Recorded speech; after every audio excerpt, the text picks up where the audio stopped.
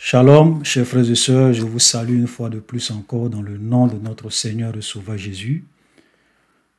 Comme cela avait été annoncé, nous sommes donc et nous allons commencer aujourd'hui notre étude sur la vie et sur l'histoire de Daniel. Et dans cette étude, nous allons en même temps profiter pour essayer de vous expliquer les visions prophétiques de Daniel. Donc, ça sera une étude chapitre par chapitre, ok, une étude vraiment détaillée pour nous permettre de vraiment bien comprendre certaines choses que Daniel a vues et qui, en son temps, à son époque, on lui avait dit que ces choses-là seront scellées jusqu'à la fin des temps. Donc, nous allons lire, voilà, le dernier livre, un verset du dernier livre de Daniel, parce que je voulais vous montrer ce que je viens de dire. Daniel chapitre 12, le verset 9, il a répondu, « Va Daniel, car ces paroles seront tenues secrètes et scellées jusqu'au temps de la fin. » Voilà, donc à Daniel, on lui a dit, ces paroles seront tenues secrètes et scellées jusqu'à la fin des temps. Donc il y a des visions que Daniel en son temps, les gens ne pouvaient pas comprendre. Les gens ne pouvaient pas savoir vraiment réellement ce que tout cela voulait dire. Les gens pouvaient lire, mais comme c'était scellé et c'était tenu secrète, ils ne pouvaient pas comprendre toutes ces visions. Certaines visions étaient scellées. Certaines visions prophétiques étaient tenues secrètes et scellées jusqu'à la fin des temps. Et donc, nous sommes en ce temps de la fin, le temps de l'Église. C'est pour cela que lorsque nous venons dans l'Apocalypse, regardez, à Daniel, on a dit que ces paroles seront tenues secrètes et scellées jusqu'à la fin des temps. Mais regardez ce qu'on dit à Jean, dans le dernier chapitre aussi du livre de l'Apocalypse. On lui dit, Apocalypse 22, le verset 10, et il me dit, ne scelle point les paroles de la prophétie de ce livre, car le temps est proche. Donc le livre de l'Apocalypse n'est pas un livre scellé, comme le livre de Daniel, concernant certaines visions prophétiques. Non.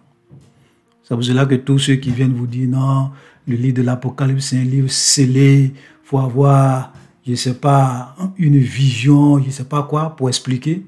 J'ai dit c'est du trash. Voilà. C'est clair, on dit ne scelle pas. On a dit à Jean ne scelle pas. Car le temps est proche. Donc nous devrons être capables de lire le livre de l'Apocalypse et nous devrons être capables de comprendre ce livre. Et nous devons comprendre ce livre à la lumière aussi et comprendre en même temps, puisqu'il y a beaucoup de visions, il y a beaucoup de similitudes entre certaines visions de Daniel et certaines visions de Jean. Et donc, on doit être capable aussi de comprendre les visions prophétiques de Daniel. Parce que nous sommes dans les temps de la fin. Alléluia.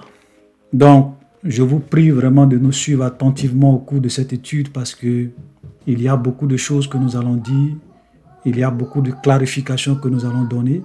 Parce que souvent, les gens essayent de dire des choses sur les visions de Daniel qui ne sont pas justes, qui ne sont pas correctes. Voilà. Donc, la vérité a franchi. Jésus a dit, vous connaîtrez la vérité et la vérité vous affranchira. Pourquoi beaucoup de chrétiens sont dans la servitude? Pourquoi beaucoup de chrétiens sont dans la servitude des hommes? Parce qu'ils n'ont pas la vérité. Parce qu'ils n'ont pas la vérité, parce qu'ils ne cherchent pas la vérité. Ils pensent que c'est lorsqu'ils vont aller voir des prophètes. Prophète, il faut prier pour moi. Prophète, il faut faire ça. Il y a des chrétiens immatures. Ils vont de prophète en prophète, d'église en église, de pasteur en pasteur, parce qu'ils pensent que c'est lorsque tel pasteur va faire telle chose pour eux, tel pasteur va leur dire non, viens faire bâtir tel hôtel, viens faire telle chose, c'est là qu'ils seront libres. Ce n'est pas ça qui va te rendre libre. Jésus a dit, vous connaîtrez la vérité et la vérité vous affranchira.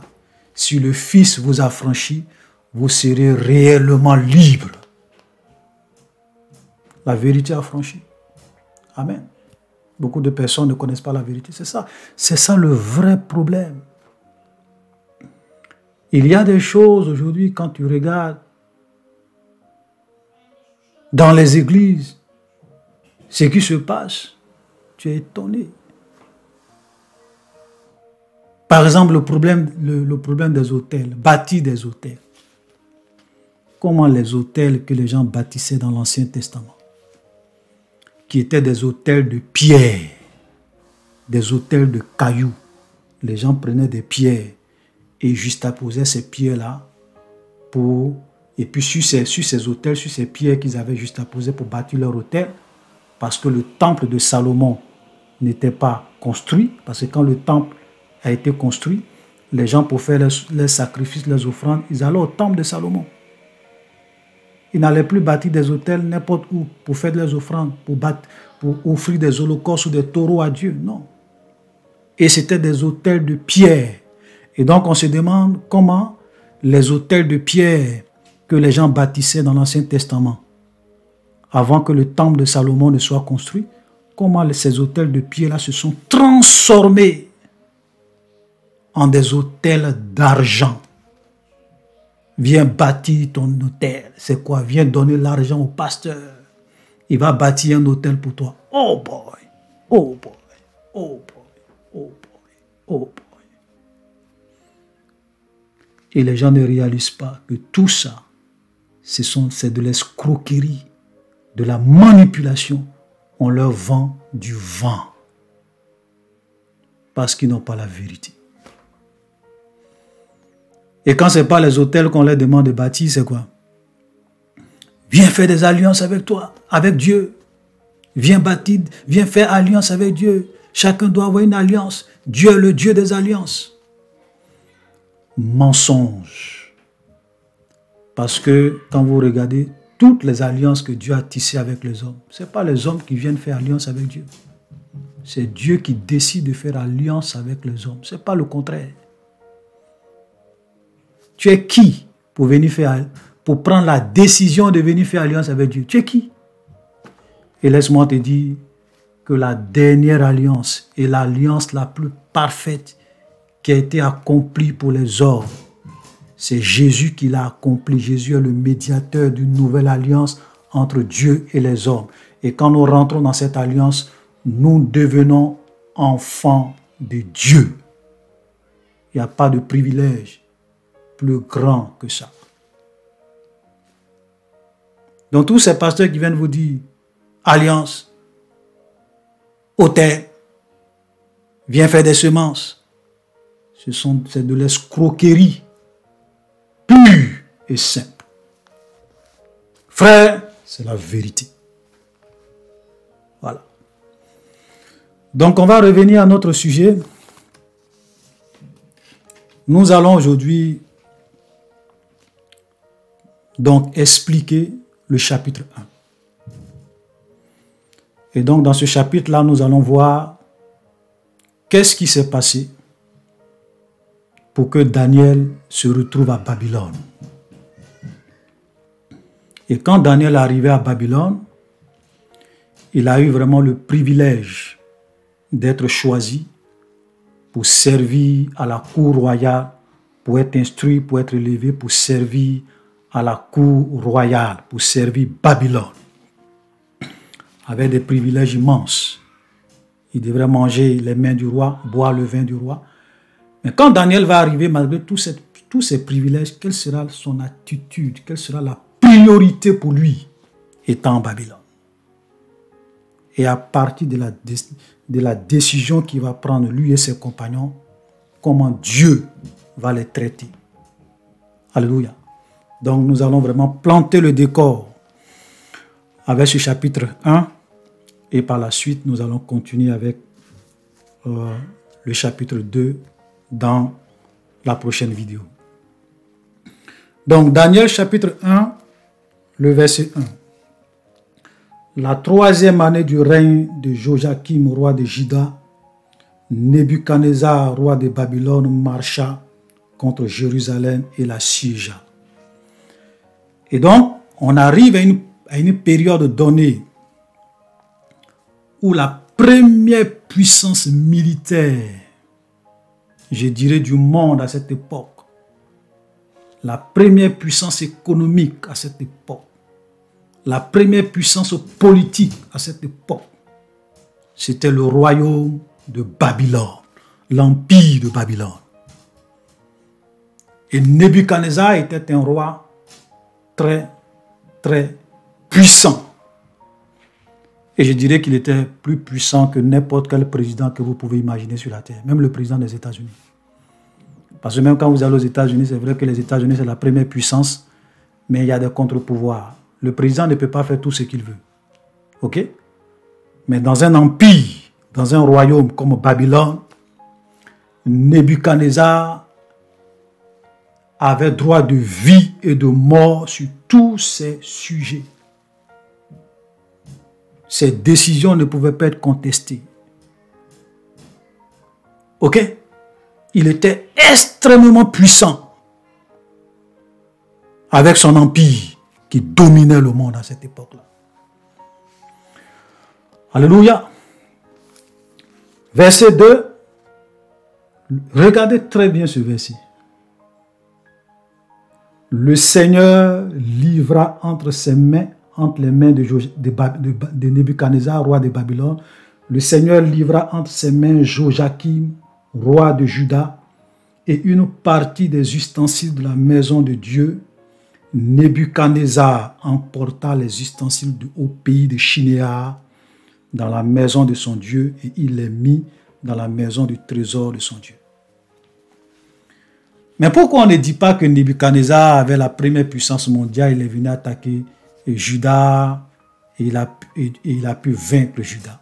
Mais on dit, le Seigneur livra entre ses mains. C'est pour dire que c'est Dieu lui-même qui a livré. C'est-à-dire, en un mot, c'est Dieu lui-même qui a permis que Nebuchadnezzar puisse venir assiéger Jérusalem, assiéger Juda, et réellement, il a livré entre ses mains, entre les mains de Nebuchadnezzar, le royaume de Juda, le peuple de Dieu.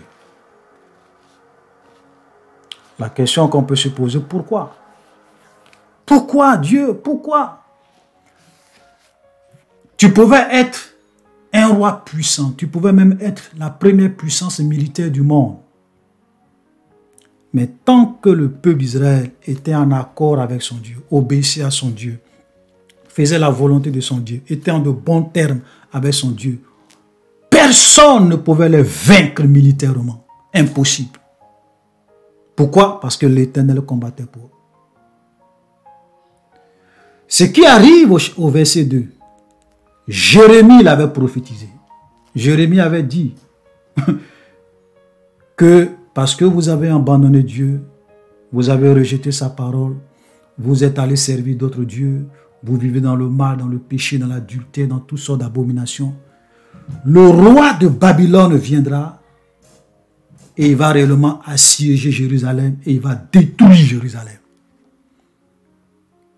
Les gens ont traité Jérémie de tous les noms. Les gens ont combattu Jérémie. Les gens ont emprisonné Jérémie. Les gens ont maltraité Jérémie. Les gens traitaient Jérémie de travailler pour l'ennemi. Toutes sortes de choses. Allez-y lire le livre de Jérémie et le livre de Lamentations de Jérémie. Amen. Parce qu'il disait la vérité au peuple. Abandonnez vos mauvaises voies, abandonnez vos péchés, revenez à Dieu. Les gens disent, oh, Jérémie, on ne t'écoute pas. Et il y avait des faux prophètes aussi à cette époque qui étaient plus écoutés. Parce qu'ils disaient des choses que le roi avait envie d'entendre. Exactement comme à notre époque aujourd'hui. Les prophètes les plus suivis, les prophètes les plus adulés, les hommes de Dieu les plus suivis qui drainent des milliers, des centaines de milliers d'hommes derrière eux sur leur plateforme YouTube, sur leur plateforme Facebook, qui sont suivis. C'est parce qu'ils quoi? Parce qu'ils prêchent des choses que les gens ont envie d'entendre. Tu vas prospérer, tu vas voyager, tu auras le mariage, tu auras la percée, tu vas gouverner, tu dois impacter le monde. Tu es un champion. Ils disent aux hommes ce qu'ils ont envie d'entendre. Et les hommes les suivent. Parce qu'un vrai prophète de Dieu, c'est quelqu'un qui n'est pas aimé. Je vous dis la vérité. Jésus l'a dit clairement. Il dit, heureux serez-vous lorsque les hommes vous outragera, qu'on parlera mal de vous à cause de mon nom, car c'est ainsi qu'on a traité les prophètes avant vous. Oui, les grands prophètes ont été toujours rejetés, combattus, traités de tous les noms, souvent même lapidés, emprisonnés. Jean-Baptiste a été arrêté. Pourquoi? Parce qu'il disait à Hérode, Hérode, tu vis dans le péché.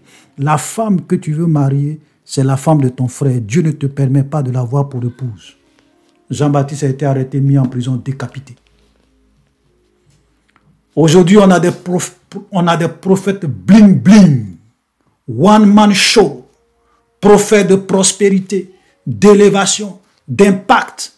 Voilà pourquoi les gens les suivent. Exactement comme au temps de Jérémie.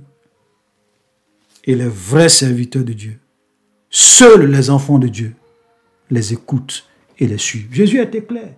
Mes brebis me connaissent et elles entendent ma voix. Si tu n'es pas la brebis du Seigneur, il te sera difficile d'entendre la voix de Dieu dans toute cette confusion qui règne aujourd'hui dans le monde. Si tu n'as pas l'amour de la vérité, tu vas être séduit dans les temps dans lesquels nous sommes. Donc Jérémie avait prophétisé ça.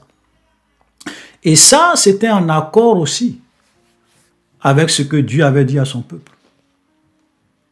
Lorsque Dieu a tissé son alliance avec la nation d'Israël, vous pourrez aller lire Deutéronome 22. Excusez-moi, je prends un peu de temps parce qu'il faut qu'on comprenne qu'est-ce qui s'est passé pour que Daniel arrive à Babylone, dans quelles circonstances, pourquoi c'est comme ça. C'est pour cela que je prends tout ce temps-là.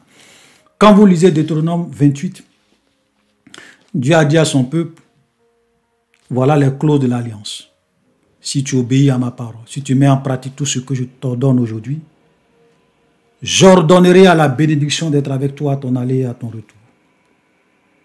Tu seras à la tête et tu ne seras pas à la queue. Tu prêteras et tu n'emprunteras pas. Tes ennemis viendront contre toi par un seul chemin et ils fuiront contre toi et ils fuiront par 7 chemins. Etc., etc. Mais il leur a aussi dit que si vous n'obéissez pas, j'ordonnerai à la malédiction d'être avec vous. C'est pour cela que la Bible nous dit que Christ nous a délivrés de la malédiction de la loi. Parce que la loi, ce n'est pas seulement la bénédiction, la prospérité, l'élévation. Il y a une malédiction derrière si tu n'obéis pas. Donc Dieu a dit, si tu n'obéis pas, moi, je vais ordonner à la malédiction d'être avec toi à ton aller et à ton retour. L'étranger qui est au milieu de toi sera toujours en haut et toi, tu seras toujours en bas. En un mot, tu seras la queue et non la tête. Écoutez-moi très bien. Voilà un verset que les gens prennent souvent. Ils me disent, non, Dieu m'a dit, je serai la tête et non la queue. Et moi, je dis, Dieu n'a jamais dit ça. Dieu n'a jamais dit à quelqu'un que tu seras la tête et non la queue. Quand tu es en train de citer la parole de Dieu, il faut faire attention pour ne pas falsifier les Écritures. Dieu a dit, si tu obéis, tu seras la tête et non la queue.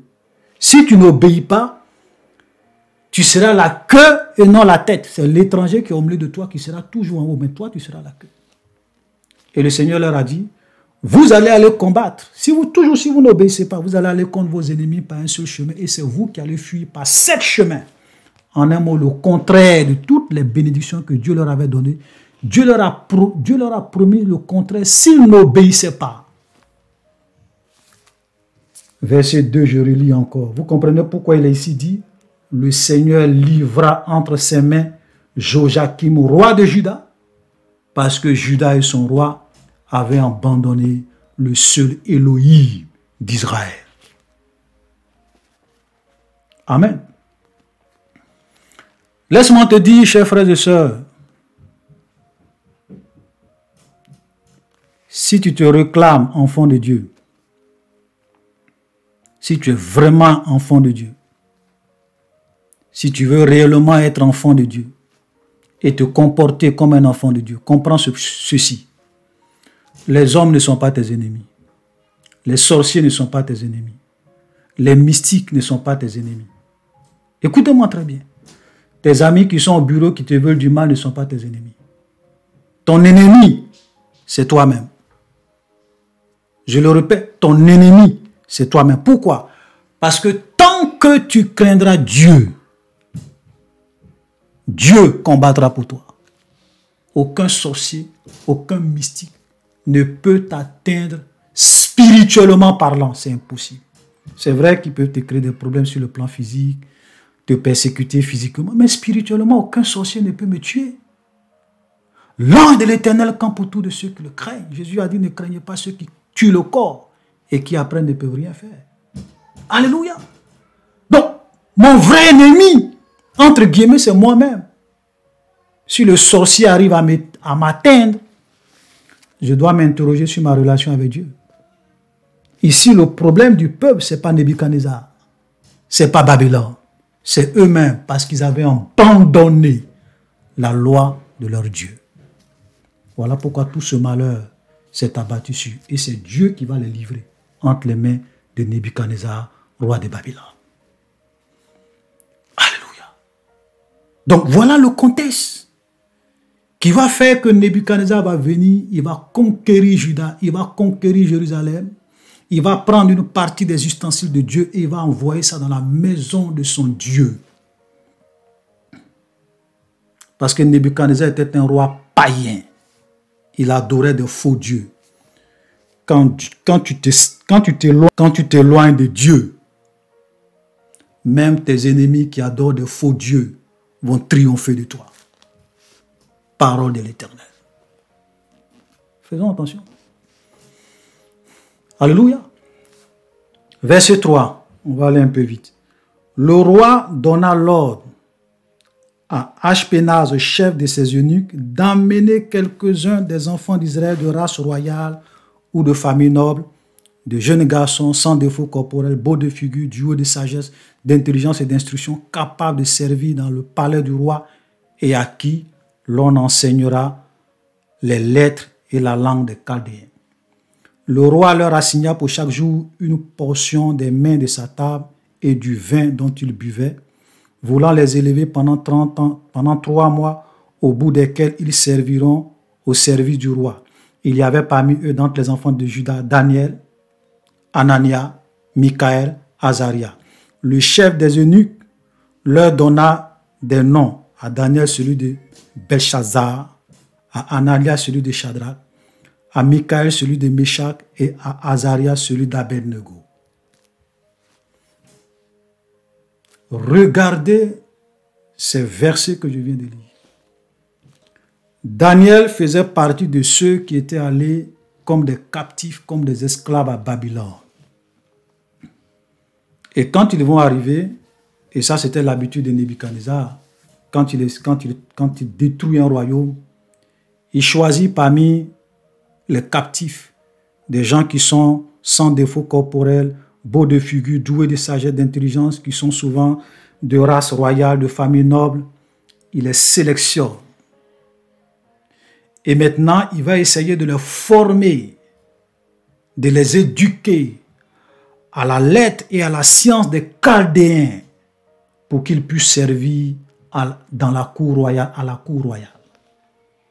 Et j'aimerais vous dire que c'était un honneur et un privilège immense d'être sélectionné, de faire partie de cette élite de personnes qu'on choisissait pour aller servir à la maison du roi, qui devrait être au service du roi. Même certains Babyloniens qui étaient à Babylone n'avaient pas ce privilège. N'importe qui ne pouvait pas manger les mets qui sont servis à la table du roi. N'importe qui ne pouvait pas boire le vin qui est servi à la table de Nebuchadnezzar. Vous comprenez? Donc c'était un privilège immense que même les Babyloniens n'avaient pas. Faire partie de l'élite qui a le privilège d'être à la cour royale. Alléluia. Extraordinaire. Mais regardez la priorité de Daniel.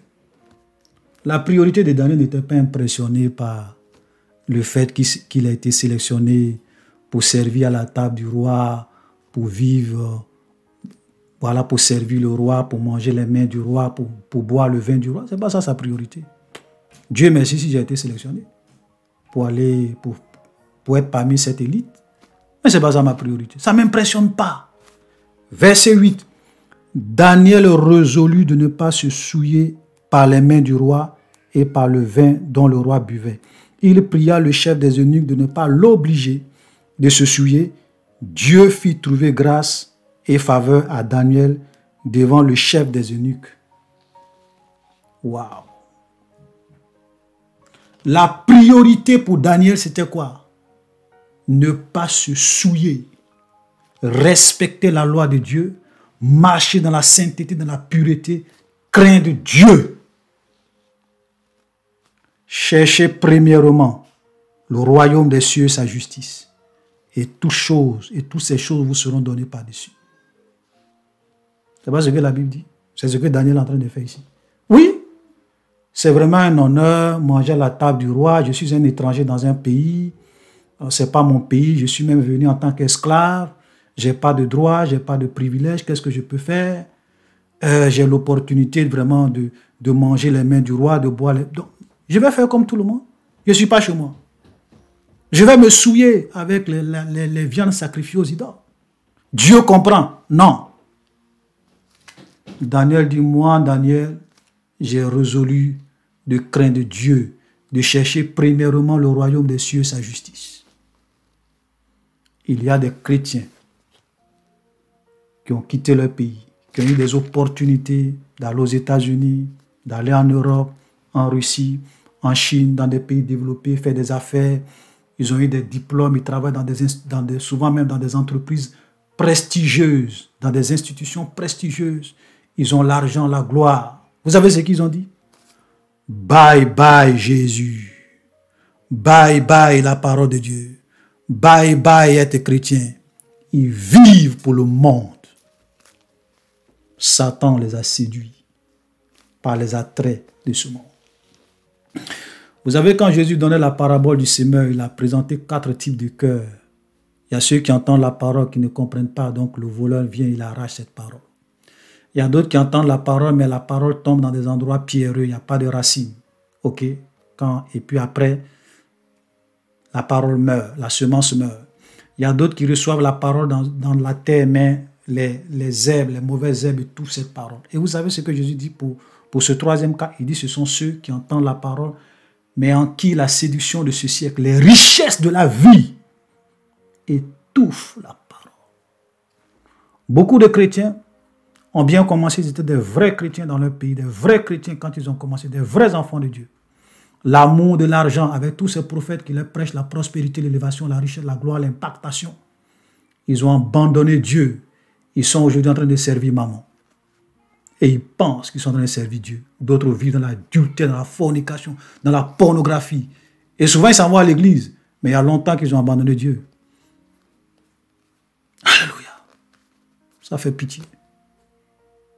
Daniel, malgré qu'il a eu ce privilège immense, il dit, moi, Daniel, ma priorité, c'est d'honorer Dieu. Je ne vais pas me souiller avec les mains du roi. Bien vrai que je suis à Babylone, bien vrai que je suis dans la première puissance du monde économique, militaire, du monde à mon époque. Non, moi, Daniel, jamais. Je vais craindre Dieu.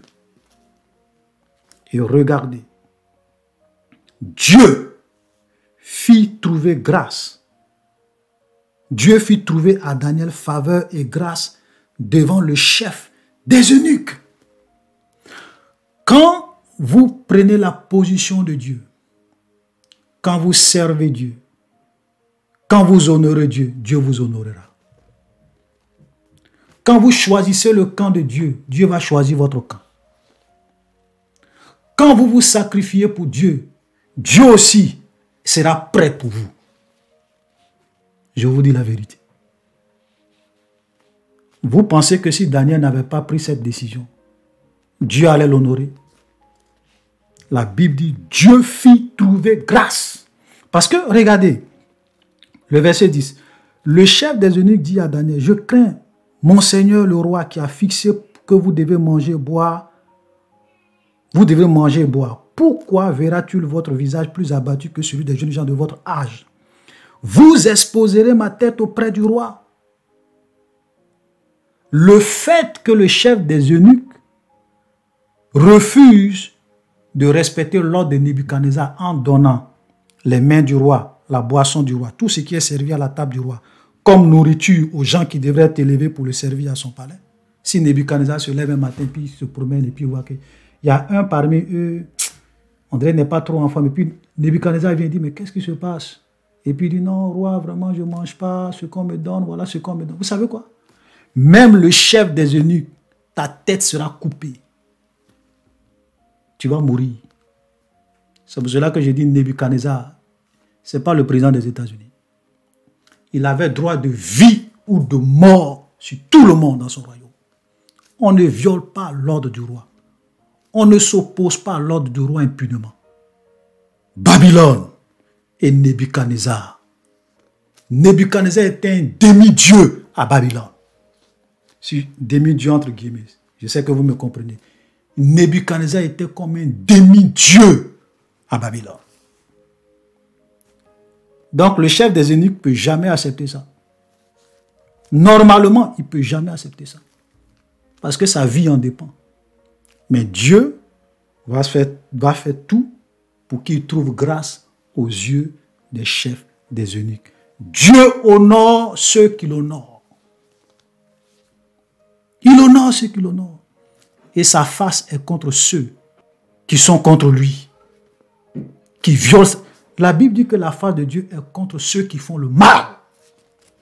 C'est vrai que dans son amour, comme nous sommes au temps de la grâce, il permet aux gens de vivre, espérant qu'un jour, ils vont se repentir et ils vont venir se convertir à lui. Alléluia. Et voilà donc ce que Daniel va dire. Parce que ce que le chef des eunuques a dit, c'était vrai. Le roi Nebuchadnezzar pouvait couper sa tête. Verset 11, alors il dit à l'intendant à qui le chef des eunuques avait remis la surveillance de Daniel, de Hanania, de Mishak et d'Abed, éprouve tes serviteurs pendant 10 jours et qu'on nous donne des légumes à boire et de l'eau à manger. Tu regarderas ensuite notre visage et celui des jeunes gens qui mangent les mains du roi et tu agiras envers tes serviteurs d'après ce que tu auras vu. Et il leur accorda ce qu'ils demandaient et les éprouva pendant 10 jours. Au bout de 10 jours, ils avaient un meilleur visage et plus d'un bon point que tous les jeunes gens qui mangeaient les mains du roi. Vous voyez comment Dieu les a honorés, comment Dieu a exaucé leurs prières, leurs intentions. Non seulement Dieu a fait trouver grâce à Daniel et ses compagnons auprès du chef des eunuques, mais en plus de cela, malgré qu'ils mangeaient des légumes et de l'eau, ils étaient plus en forme que même les gens qui mangeaient la viande, les bons plats, qui buvaient le vin qui était servi à la table du roi. Voilà comment Dieu honore les gens qui l'honorent. C'est un miracle. Parce que humainement parlant, tu ne peux pas être plus en bon point que ceux qui mangent à la table du roi, ce n'est pas possible. Mais ça, c'est le miracle de Dieu. De la même manière que Jésus a transformé l'eau en vin. C'est un miracle. Voilà Dieu.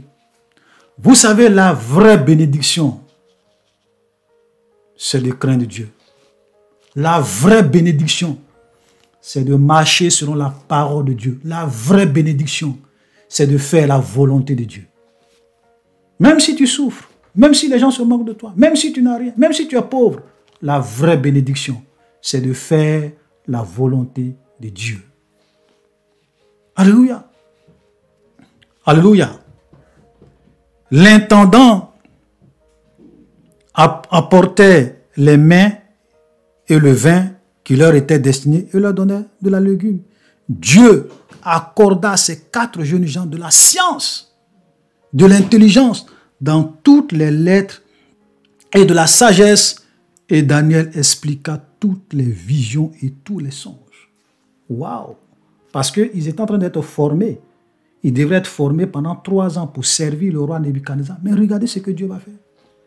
Dieu va leur accorder à ces 4 jeunes gens de la science, de l'intelligence, dans toutes les lettres, de la sagesse. En plus de ça, à Daniel, Dieu va donner le don ou la capacité d'expliquer les visions et tous les songes. Une sagesse supérieure, une intelligence supérieure. Ils étaient très brillants au-dessus de la moyenne parce que c'était Dieu qui les avait rendus intelligents, sages. Pourquoi? Parce que dès le départ, ils ont fait le choix d'honorer Dieu, de craindre Dieu, de suivre Dieu. La bénédiction de l'Éternel ne se fait suivre d'aucun chagrin. Alléluia. Souvent, les gens pensent que c'est le diable qui bénit. Les gens pensent que c'est le diable qui élève. Satan, c'est un menteur. Le diable ne bénit pas. Le diable n'élève pas. Parce que tout ce que le diable te donne, que ce soit la gloire, que ce soit la richesse, que ce soit l'élévation, que ce soit tout ce que tu peux imaginer que le diable te donne, c'est en échange de ton âme. Et tu vas manger le pain de la douleur.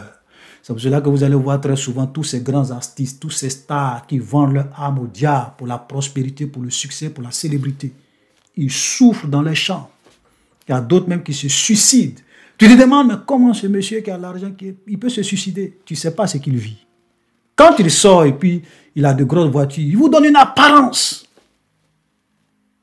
Mais la nuit, il ne dort pas.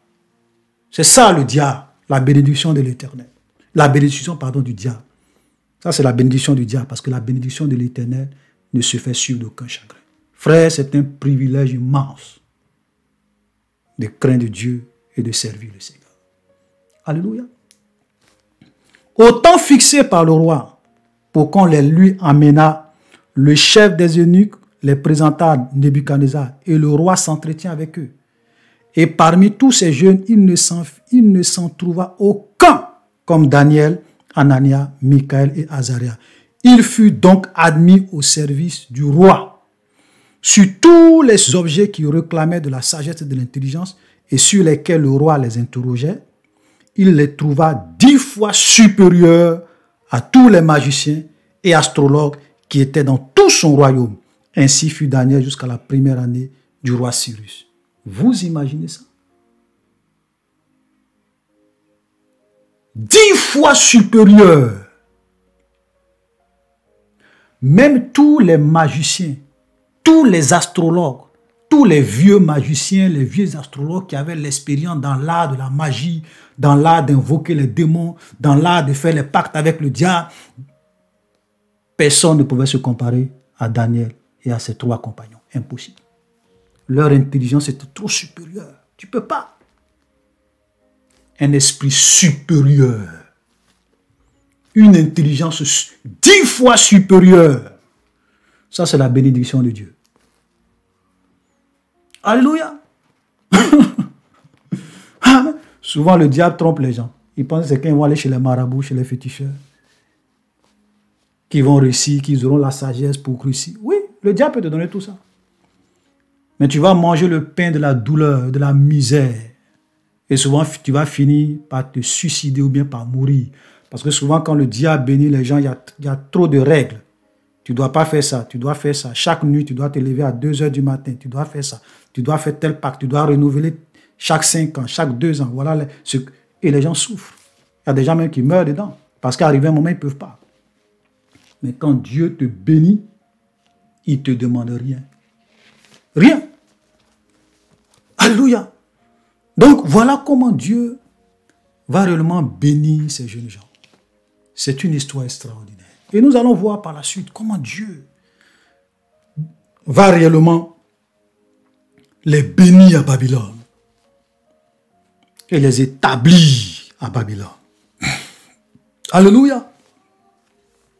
Voilà le Dieu d'Abraham, voilà le Dieu d'Isaac, voilà le Dieu de Jacob. Frère, je vous en prie, et je le répète encore une dernière fois, servir Dieu, craindre Dieu, c'est vraiment un privilège énorme.